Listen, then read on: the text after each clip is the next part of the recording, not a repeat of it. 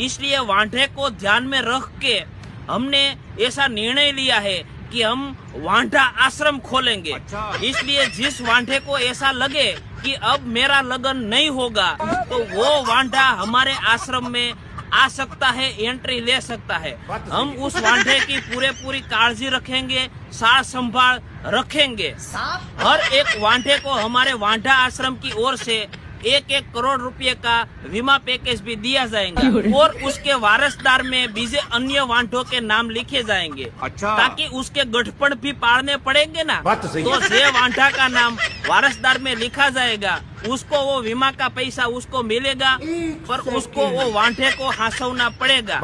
और एक खास बात मेरे दोस्तों कि हम बहुत जल्दी ये आश्रम में वांठी छोकरियों को भी एंट्री देने वाले हैं, ताकि वांठी छोकरी और वांठा छोकरा आश्रम में मळीने जो उसका मनमेल हो जाए तो लगन करी सकते हैं और अपना परिवार वधारी सकते हैं।